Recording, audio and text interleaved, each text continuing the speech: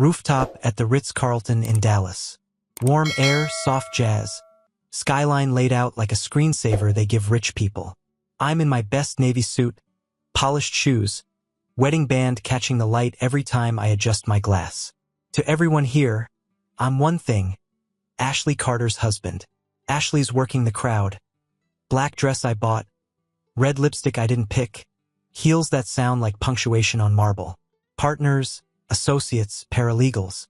All sharp haircuts and thin watches and tight smiles. I stand half a step back where a good prop stands. Close enough to be seen, not important enough to be addressed. They talk about firm politics. Case wins. Billable hours. I catch pieces. Partner track. Equity. Shaw's new client. When someone remembers I exist, it's the usual. So what do you do, Mark? I run Carter Freight Logistics, I say. Trucking, warehousing. We handle most of your non-legal runs. They nod, respectful enough, but their eyes slide back to her. She's the one they're betting on. That's when Dylan Ross steps forward. Junior partner. Perfect hair, jaw like it was designed by a branding agency. Suit slim enough to remind you he doesn't move boxes for a living. He raises his whiskey. All right, he says, smiling. Quick toast. Conversations taper off. Glasses lift. To the real heroes tonight, Dylan says, eyes moving slowly across the husbands and boyfriends scattered around the edge. To the men who pay the bills while we enjoy their wives. There's a beat of silence. Then the laugh hits. Too loud, too sharp, rolling across the rooftop. Some people bark it out. Some smile into their glasses. A couple don't laugh at all. They just look away. I feel the words slide right under my ribs and grab hold. I look at Ashley. She doesn't step away from him. Don't say, not funny. Doesn't so much as shift her weight. Her lips pull into this tight little smile. Eyes not quite meeting mine. A few heads turn my way, fast, guilty checks. Is he going to make this awkward? Look, I make it easy for them. I smile. I raise my glass. Give Dylan a little nod, like I'm in on the joke. My voice comes out steady. Cheers. Whiskey burns on the way down, but not as bad as my pride. While the room goes back to buzzing, I start doing what I do best. I take inventory. The sax in the background. The soft clink of ice. The exact shade of Dallas sky bleeding into night. The way Dylan's hand brushes Ashley's elbow like it's already his. I log faces, reactions, who laughed hardest, who couldn't look at me. Every detail gets filed. On the outside, I'm a good sport. The solid husband. The provider who can take a joke. On the inside, I'm making a quiet promise behind that practiced grin. Come Monday, I walk into Shaw and Turner. And the man they turned into a punchline is going to be the one holding the trigger. My name's Mark Carter. 42. I don't have an MBA. I have a scar on my hand from ratchet straps and more miles behind a windshield than most of these rooftop types have behind a keyboard. Carter Freight Logistics started with one truck that should have been in a scrapyard and a credit score that made banks laugh. For the first few years, my bed was the cab. Showers were truck stops. Breakfast was whatever I could grab between loads. You learn things at 3 in the morning on the side of I-35, waiting for a mechanic who's late. You learn how much people count on freight that just shows up. How invisible the work is. How brutal it feels when you miss. Slowly, one truck turned into 3, then 10, then a small yard. I remember standing there one morning, drinking coffee in a paper cup, watching a line of rigs idle, drivers climbing in, and thinking, if I screw this up, 200 people won't eat as well. That gets in your bones. You stop being a guy running loads. You become the provider. I wore that like armor. Didn't complain. Just kept adding trucks, tightening routes, making sure payroll hit every time. Then there was Ashley's world. 36, corporate attorney at Shaw and Turner. Glass and marble tower downtown, 25th floor, city views, espresso machines built into the walls. Fitted dresses, sharp blazers, heels like weapons. She'd come home talking about, Shaw said I did great in the meeting. Turner thinks I'm on track. And I'll be honest, I was proud. Yeah, I'd say when people asked. My wife's an attorney downtown. We became an Instagram version of a power couple. Her in front of the skyscraper, me in front of the trucks. Captions about building together. People ate it up. But the drift didn't come all at once. Came in little edits. Late nights that used to be the exception became normal. Client emergency. Partner prep. Her eyes lit up more talking about landing a big case than about any trip we planned. Our date nights turned into, if I'm not too wiped after work. The language shifted next. It went from our future and our house to my career, my track, my shot. I started noticing how she'd adjust my tie before a firm event, pick my suit, tell me which watch to wear. Not because she cared what I liked, but because I needed to match the brand. One night, standing in front of a mirror before some charity gala, it hit me clean. I wasn't being treated like a partner in this marriage. I was a prop, the stable husband, the story she could tell about having it all. So when Dylan made that toast on the rooftop, husbands who pay the bills while we enjoy their wives, it didn't land in a vacuum. It hit a man who'd spent years breaking his back to be the foundation, and was just starting to realize everyone else had started treating that foundation like furniture. The night starts in our bedroom with orders, not questions. Black dress, Ashley says, not looking up from her mirror. Navy suit, the good tie. And you've got that haircut at 4, right? It's not, what do you feel like wearing? It's, here's your costume. I pull on the suit, not the tie she likes, and remind myself I'm not above playing the part for my wife. The Ritz lobby is all marble, glass, and money that's never seen on a time card. The jazz from upstairs leaks down like it's part of the air system. When we step onto the rooftop, heads turn. For her, Gregory Shaw and Michael Turner are exactly what you'd expect.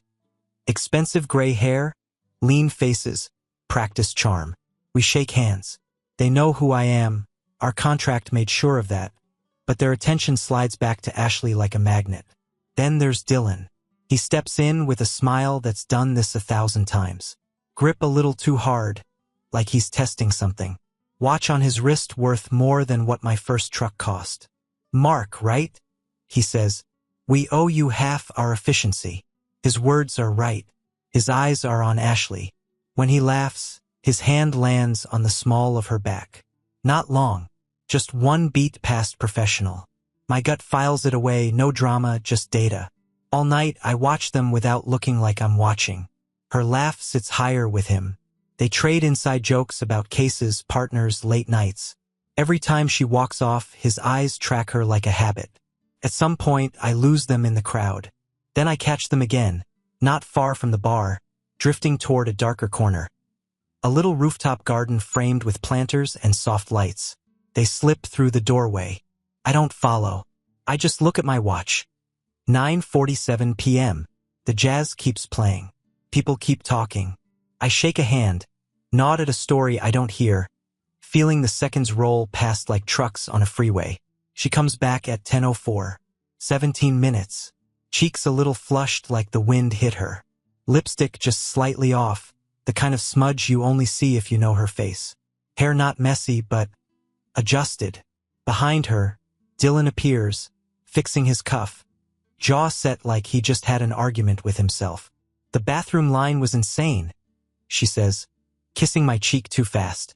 I smell sweat under her perfume. I don't explode. I don't accuse. I just nod because there's nothing to argue yet. Instead, I do what I did when I had one truck and a blown head gasket at 3 in the morning. I log the problem. I note the time. I write the pattern in my head. 17 missing minutes. A hand on her back. A joke about enjoying their wives. I don't have proof, but for the first time I know I'm not just being paranoid. I'm being prepared. The toast replays in my head on a loop as the night grinds on. Laughter, glass clinks, Ashley's tight little smile, Dylan's smug face. I keep my mouth shut, play my role, shake hands, and thank people for supporting the firm. By the time we hit the elevator, my jaw aches from a fake smile. In the car, Dallas glows outside the windows, restaurants, bars, couples out on patios. Inside, it's just us and the low hum of the engine. Ashley talks the whole drive. Did you hear what Shaw said about my hours? I think Turner's testing me on that Medcore litigation. If this quarter lands right, the partner vote could come sooner then. I nod at the right spots, eyes on the road, but my mind's back on one sentence. To the husbands who pay the bills while we enjoy their wives. Enjoy. Not work with. Not support. Enjoy. We pull into our North Dallas neighborhood. Perfect lawn lines. Quiet street. The kind of place that looks like stability from the outside. The porch light is on. The house looks like a catalog page. Inside, it feels like a stage set I've been renting without reading the script. That went well, Ashley says, kicking off her heels. I'm going to shower. She disappears down the hall. Water starts. I walk into my home office. Different world. Framed photo of my first truck. Yard layout on a whiteboard. Wall sign with the Carter Freight logo. This room still makes sense. I sit down, wake up my computer, and pull up the master contract between Carter Freight Logistics and Shaw and Turner. I drafted half the first version at this very desk with a cheap pen and a lot more patience than I have now. Numbers don't lie. 40% of their non-legal operating logistics run through me. Court filings, document runs, evidence transport, storage, shredding, all the unglamorous backbone stuff their shiny tower is built on. Then I scroll to the paragraph I once fought to keep in. At the time, it was just good business. Tonight, it reads different. Conduct detrimental to the business relationship constitutes grounds for termination of all services within 48 hours at the provider's sole discretion. I lean back in my chair. If their up-and-coming attorney is mocking the man who owns the company that keeps their engine running, if she's sleeping with some junior partner who thinks I'm a walking punchline, that isn't just a personal insult. That's a direct hit to trust, to image, to everything they sell to clients. For years, I saw this contract as protection for my company. Sitting there in that office, tie loosened, my wife's shower running down the hall, I see it for what it really is. It's not just paper. It's a loaded gun with my fingerprints on it. And in that moment, the marriage stops feeling like something I need to save and starts looking like something I need to walk out of without losing myself, or my life's work. Back home, the shower's running. Water, tile, routine. My whole life has been built on the idea that routine means safety. Tonight, it just sounds like a cover. Her work bag is on the chair by the door, the same place she always dumps it. Normally, I step around it. Tonight, I stop in front of it and just stand there. There's a line I was raised with. You don't go through your wife's stuff. Then another one comes in right behind it. You don't treat your husband like a clown and a wallet. I open the bag. Her tablet's there, screen dark. I tell myself if it's locked, you walk away. I hit the button. It asks for a passcode. My thumb hovers. For numbers slide into my brain without effort. Our wedding anniversary. I entered it. The tablet unlocks. My stomach drops, not because I hit a wall, but because I didn't. She never thought she needed to protect anything from me. Messages first. Work threads. Group chats. Legal jargon and emojis. I scroll. 10 p.m. texts. Midnight. 1 a.m. names I recognize from the firm. Then his Dylan Ross. It starts professionally. Case notes. Meeting times. Slowly, the language shifts. You crushed it today. Only because you prepped me. I can't turn my brain off after nights like this. Can't sleep thinking about you either. My jaw tightens. My thumb keeps moving. Then I hit the vein. Mark's a good provider, but he's so safe. Scroll. He'll never leave. He needs the image as much as I do. Scroll. He's a total cash cow. Once I make partner, we can maximize the split. The word maximize makes my skin go cold. They're talking about my life like an asset sheet. We can milk him a bit longer, Dylan responds. No reason not to. I don't throw the tablet. I don't even curse. I just stare at the screen at the woman I married, stripped down to text bubbles and strategy. I started taking screenshots. Every line that matters. Every phrase that turns my marriage into a business plan. I drop them into a folder and name it one word. Truth. Then I back out, close every app, put the tablet exactly where I found it. When she comes out of the shower in a towel, hair wet, asking, "You okay?" I say, "Yeah, just tired." Morning comes. She's in work mode, heels on, bag over her shoulder, kiss on my cheek that feels like a transaction. "I've got a client thing across town." I lie, grabbing my keys. "Might be late." She nods, heads out. In my truck, I pulled up the GPS app she insisted we install years ago. For safety, we linked our phones, set up shared locations, called it Trust. Her little blue dot leaves our street, heads toward downtown, then veers off. Not to the glass tower, to uptown. I zoom in. Condo building. I don't have to guess whose. Dylan's address sits in my memory from one of her. Oh, everyone was at Dylan's for prep nights. The dot stops there. Parks. Stay. That's it. No more benefit of the doubt. No more pretending. I sit in my driveway for one long breath, looking at that blue dot. Then I put the truck in gear and drove to a small brick house on the other side of town. Eric Martinez answers the door in jeans and a t-shirt, surprised. We were dumb college kids once. Now he's a corporate lawyer who knows where everybody is buried in a contract. He looks at my face, steps aside. "What happened?" I drop my phone on his table, open the screenshots, the GPS app, the messages. "I don't need therapy," I say. "I need consequences." Eric doesn't waste time asking if I'm sure. The screenshots, the blue dot, the cash cow lines. No room left for doubt. "This is ugly," he says, flipping through my phone. "But it's clean. Can I win?" Ask. Not whining, just business. He leans back. "In Texas? With a prenup, a business you built pre-marriage, and her cheating with someone inside a firm that depends on your company? Yeah. You're not the one who should be scared here." By noon, I'm in a high-floor office looking over Dallas through spotless glass. Name on the door, Susan Harper. Divorce attorney. Reputation. Brutal, efficient, not interested in feelings. My kind of person today.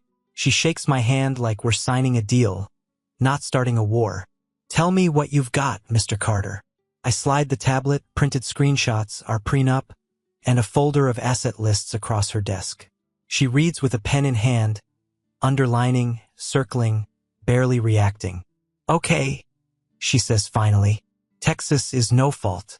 The court doesn't care why the marriage ended as much as how we divide. But," she taps the prenup, "you built Carter Freight before you met her. This protects that. The affair." She nudges the screenshots. "This gives us leverage. Not to punish her. Courts don't formally do that. But to keep her from getting greedy and dragging you into the mud. I don't want a circus," I tell her. "I want to be clean. Fair, to me. I'm not paying alimony so she can rebuild her life off the back of mine with the guy who called me a cash cow." "Then we move fast," Susan says. She flips a yellow legal pad open and starts writing. "Timelines, accounts, house equity, retirement. You two have kids?" "No." "Good. That simplifies things." She outlines the plan. "File first, control the narrative, lean on the prenup, use the affair and the conflict of interest with Dylan as pressure to keep her cooperative. No screaming matches, just signatures and consequences." That afternoon, I'm back at Eric's dining table, contracts spread out like a crime scene. Every agreement between Carter Freight and Shaw and Turner. We start circling. Rush court filings. Secure evidence transport. Document storage. Shredding. On-call runners. "Jesus," Eric says, "you don't just service them. You're their circulatory system." "And this," I say, tapping the clause I know by heart now, "is the knife. Conduct detrimental. 48-hour termination. Provider's sole discretion. We build a list. What happens if I pull out tomorrow? Who scrambles? Who panics? How much it costs them in money, time, reputation. Where's your line?" Eric asks. "Are you burning it all down?" I sit with that. I picture the house, my drivers, my yard, her texts, Dylan's hand on her back, the rooftop laughter. "I'm not here to torch my own life to make a point," I say. "I'm not a teenager. I'm not keying cars. I want one thing, Nobody walks away clean after turning me into a joke. Not her. Not him. Not the firm that laughed. Eric nods slowly. Then you don't need revenge. No, I say. I need balance. Sunday night, I sit on my back patio. City lights in the distance. Beer warm in my hand. For the first time, I say it out loud to myself. I'm done being the safe provider in the background. Tomorrow I will stop reacting. Tomorrow I start collecting. Monday morning, I put on my best charcoal suit. Not because Ashley picked it, because I did. White shirt, dark tie, polished boots. The wedding ring is still in my hand, but it feels like a relic, not a promise. The lobby at Shaw and Turner is all quiet power. Marble floors, glass walls. Receptionist with the polite smile of someone who knows the hourly rate of everyone upstairs. I walk up to her desk with a leather folder under my arm. Mark Carter, I say.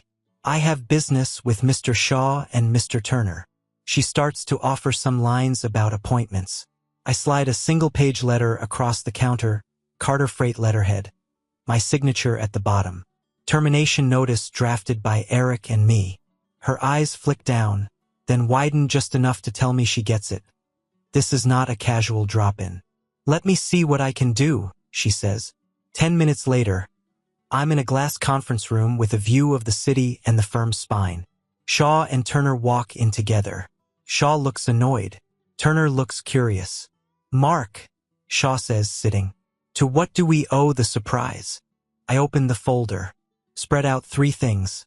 The highlighted contract clause, printed screenshots of texts, and the notice of termination. I'm here as the owner of Carter Freight, I say, not as Ashley's husband.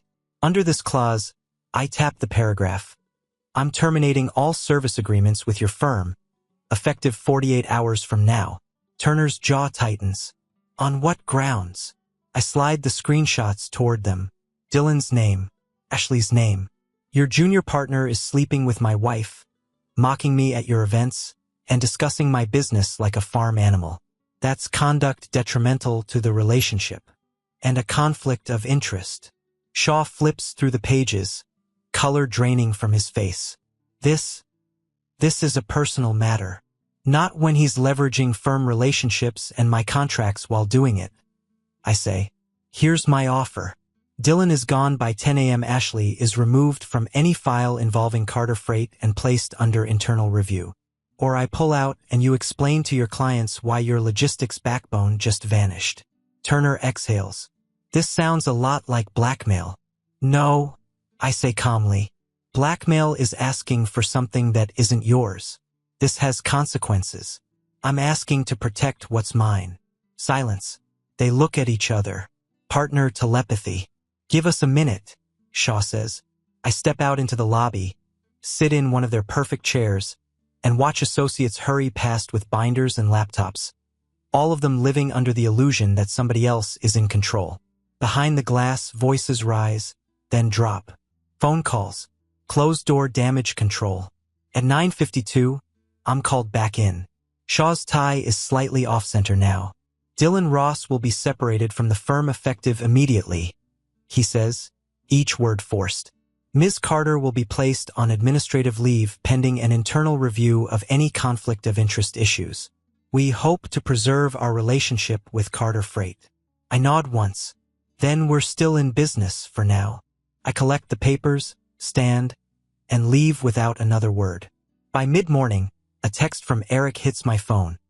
Security is walking Ross out with a box. Looks pissed.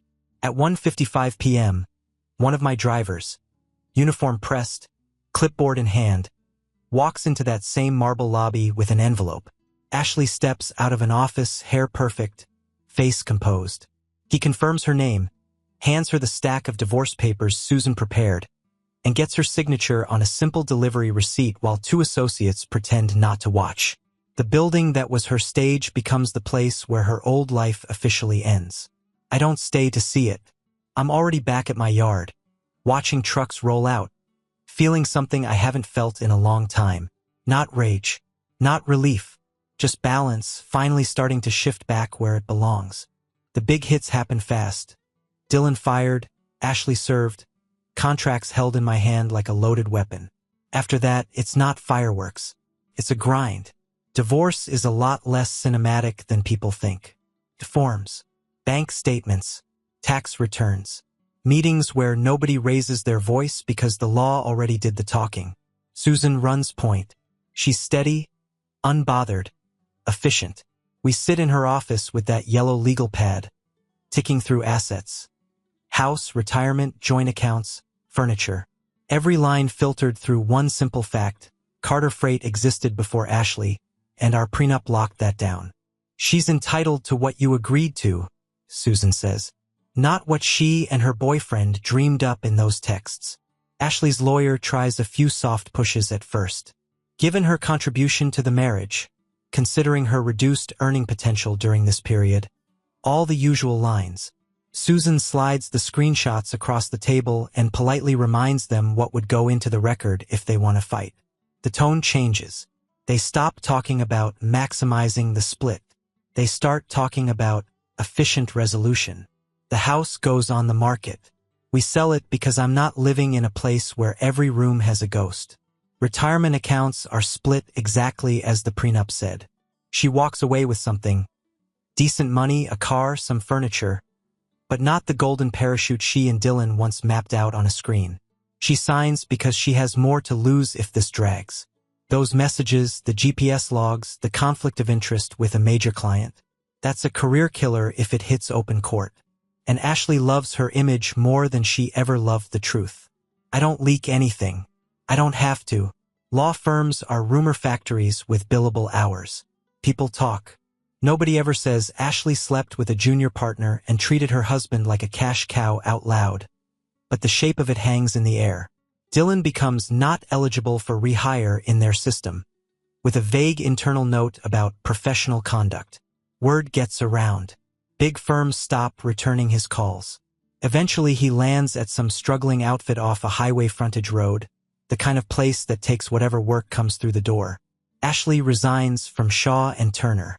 That's the official word. Reality is she's pushed out quietly. No party, no speeches, no plaque.